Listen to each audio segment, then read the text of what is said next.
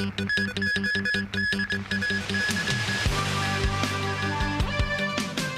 car crash in Shaoguan in northern Guangdong leaves a Hong Kong resident dead and 2 others injured. A plan to deepen collaboration among Hong Kong, Macau, and the Greater Bay Area. And fighting continues in Gaza and Israel as Israel and Hamas give a lukewarm response to an Egyptian peace proposal.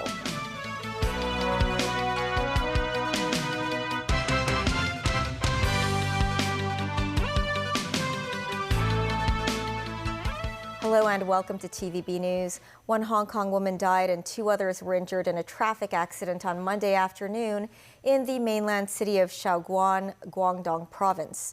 Sources say the trio comprised a couple and a female relative. The wife was killed in the accident. The Hong Kong Economic and Trade Office in Guangdong said it is offering assistance. Timothy Lee has our top story. This afternoon, the SAR government announced details of the incident that took place in Shaoguan. On Monday afternoon, 3 Hong Kong residents on board a private car in Shaoguan were involved in an accident that led to the death of 1 passenger, while 2 others were injured. Sources said the 2 injured passengers were sent to Lechang Second People's Hospital. Hong Kong authorities have already deployed personnel to Shaoguan to offer assistance to the victims and their relatives. The 3 people involved in the traffic accident are reported to be a couple and a female relative. They were traveling in a private car with 2 mainland residents to Hunan province. One of the mainlanders was driving.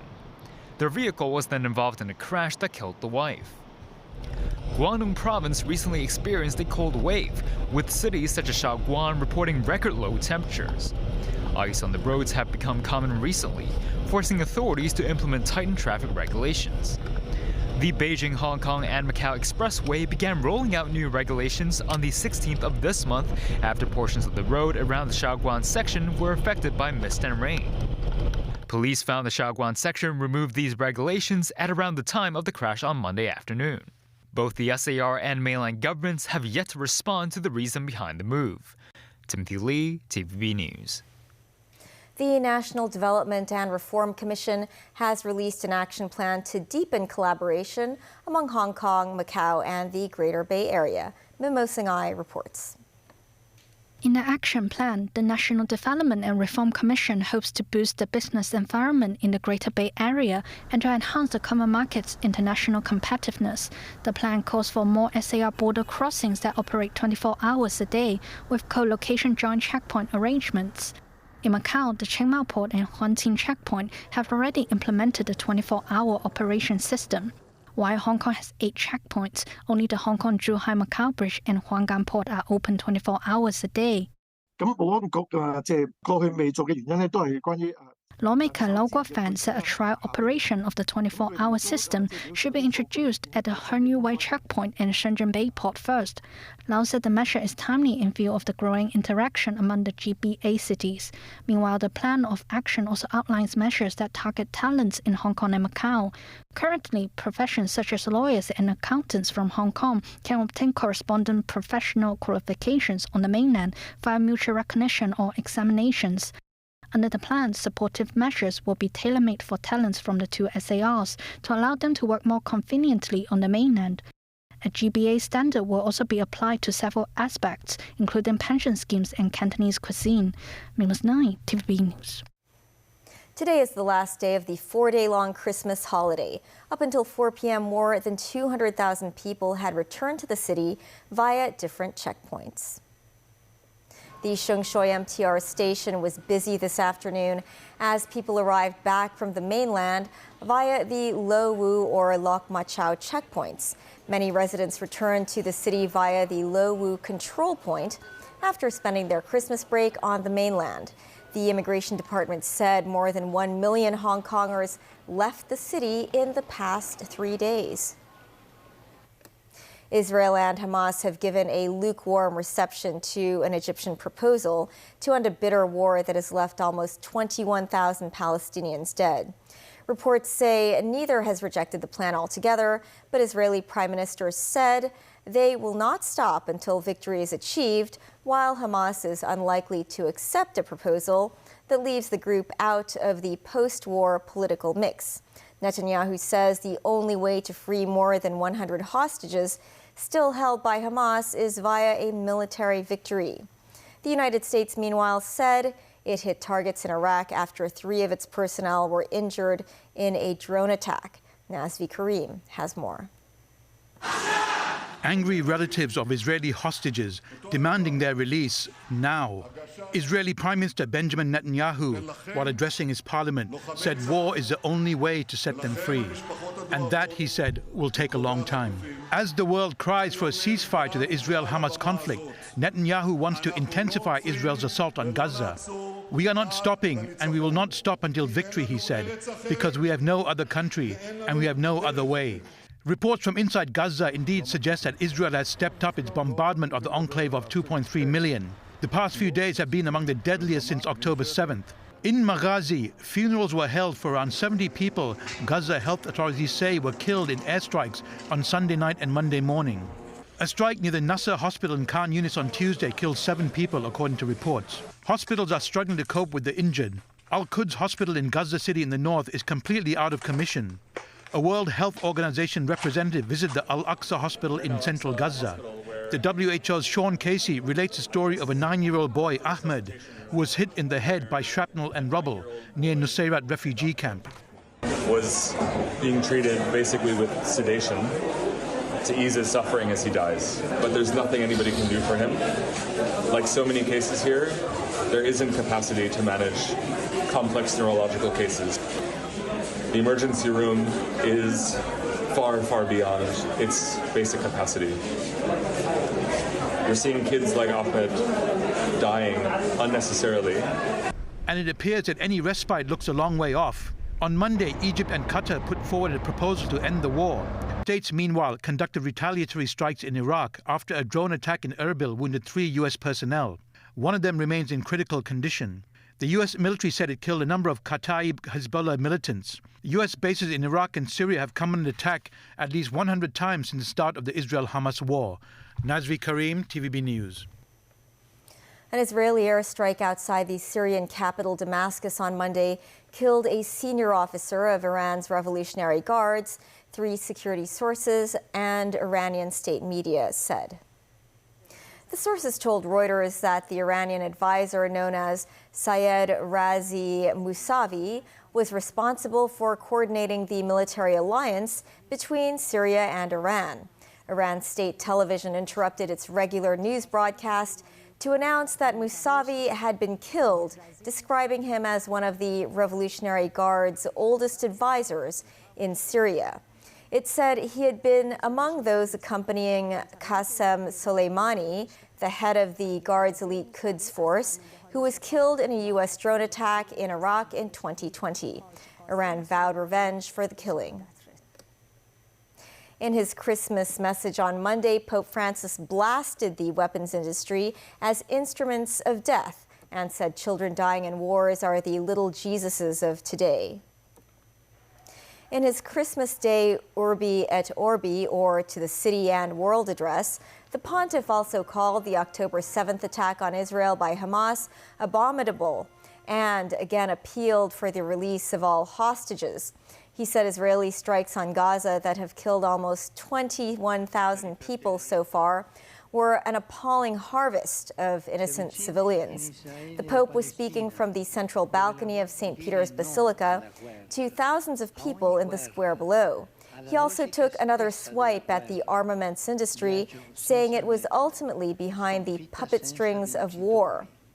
The 87-year-old Francis also called for an end to conflicts in places including Ukraine, Syria, Yemen, Lebanon, Armenia, and Azerbaijan.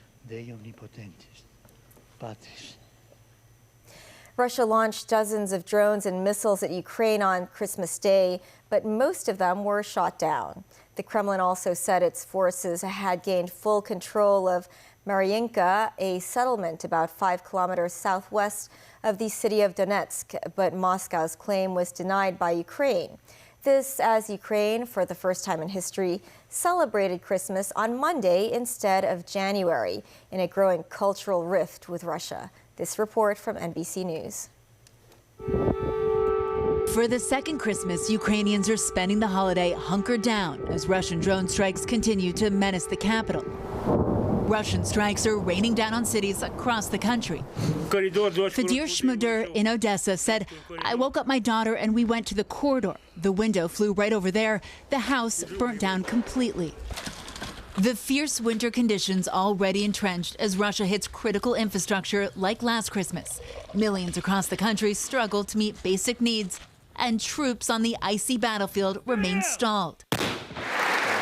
The attention in Western capitals President Volodymyr Zelensky commanded in 2022 has given way to budget concerns and political infighting in 2023. Zelensky swept into Washington earlier this month in a bid to secure a pledge for more aid, but returned home empty-handed.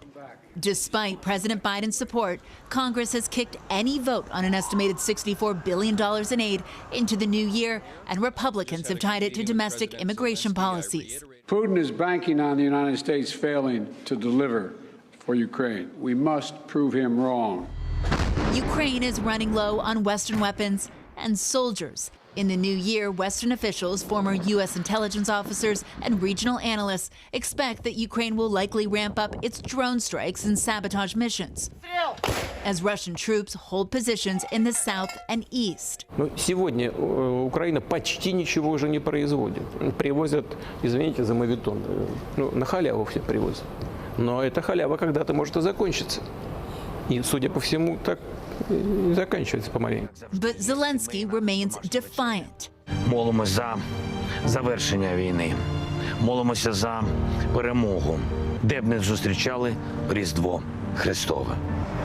And remarkably, Ukrainian resilience still shines through at Christmas.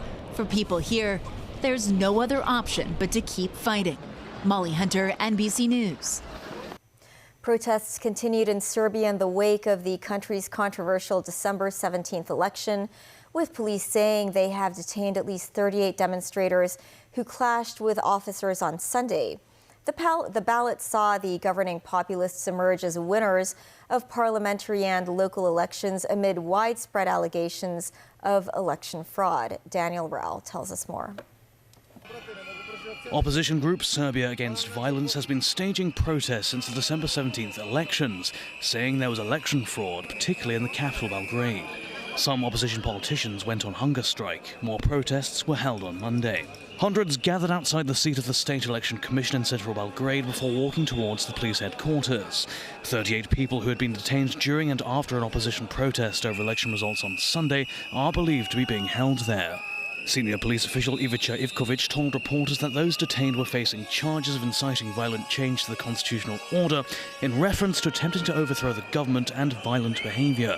He added that 8 officers were injured during the protest, including some seriously.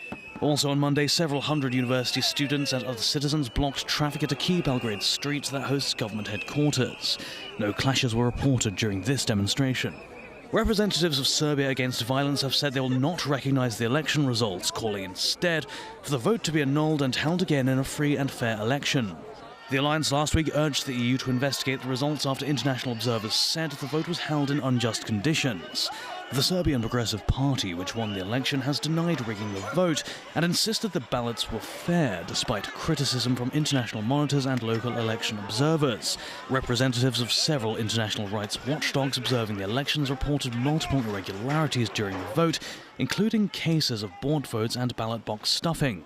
They also noted unjust conditions for opposition candidates because of media bias and abuse of public resources by the ruling party. President Alexander Vučić described Sunday's protest as an attempt to overthrow the government with help from abroad. He claimed to have evidence that the West is encouraging the opposition. Danaral TV News. A plane carrying 276 passengers landed in Mumbai this morning after it was grounded in France for 4 days, pending investigation into possible human trafficking. The flight, operated by Romanian charter company Legend Airlines, had departed Dubai and landed at a small French airport on Thursday for a technical stopover when police intervened. The flight, originally bound for Nicaragua, arrived in France with 303 Indian passengers on board. After being interrogated by police, 2 people investigated for human trafficking have been placed under assisted witness status while the investigation continues. Another 25 people, including 5 minors, have stayed in France where they wish to seek asylum. Still ahead, a government plan to strengthen child safety in vehicles. A CU research team uses AI to improve accuracy in detecting colorectal polyps. And beginning later this week, fees for charging electric vehicles at 2 government car parks.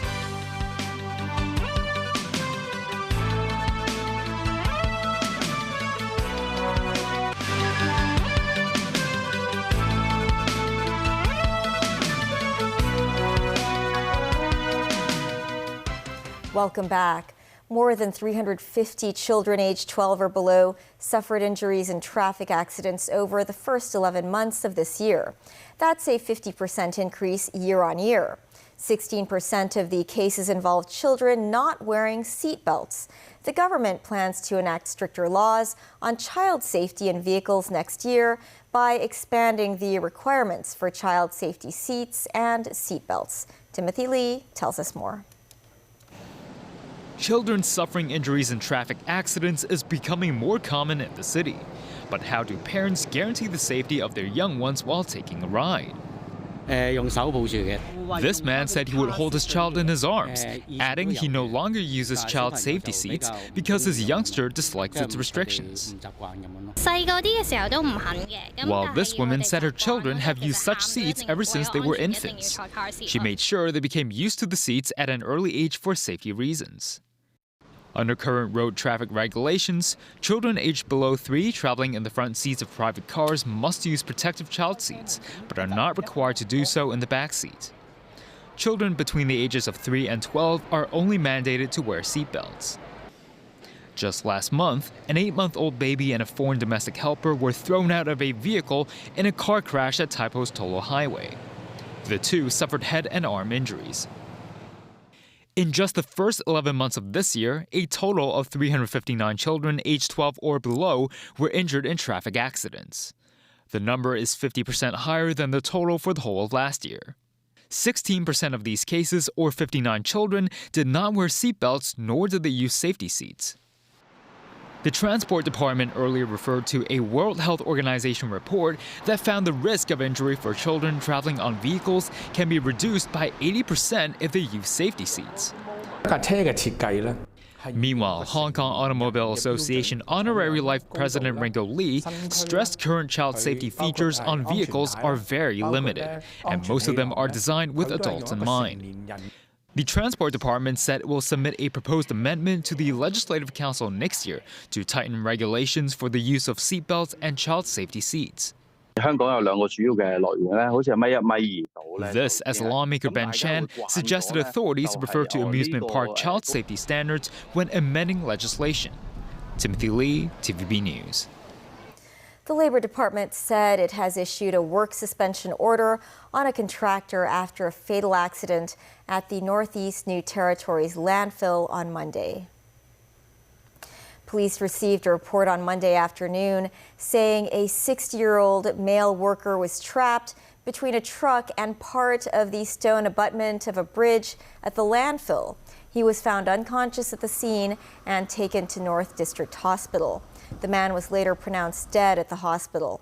Police and labor authorities are investigating the cause of the accident. A medical research team from the Chinese University of Hong Kong said the technology behind artificial intelligence can help improve accuracy in detecting colorectal cancer. Colorectal cancer is the second leading cause of cancer deaths in the city. The cancer often develops from colorectal polyps, with adenomas among the most common type. Traditionally, doctors conduct a colonoscopy to detect adenomas. However, the accuracy rate is affected by factors such as the location of adenomas and a treating doctor's experience. To improve the detection accuracy of colorectal cancer, CUHK introduced an AI-assisted colonoscopy in 2021. The technology allows for immediate analysis of endoscopic pictures, allowing for a more accurate detection of adenomas. CUHK said a 40% increase in the detection rate for adenomas has been recorded in junior doctors using the AI system. Starting this week, motorists at 2 government parking lots have to pay for electric vehicle charging services. Beginning on Friday, there will be a $21 per hour fee for EV charging services at the Kennedy Town Car Park. And at the Kwai Fong Car Park, starting on Thursday, motorists will be charged $19 per hour. Secretary for Environment and Ecology, Tsai Chin-wan, noted in a blog post, the current free charging service is a violation of the user pays principle and also hinders the development of public EV charging services. Authorities say the remaining 1,400 semi-quick charging kiosks under the government will gradually start charging users. That's the news. Thanks for watching. Bye for now.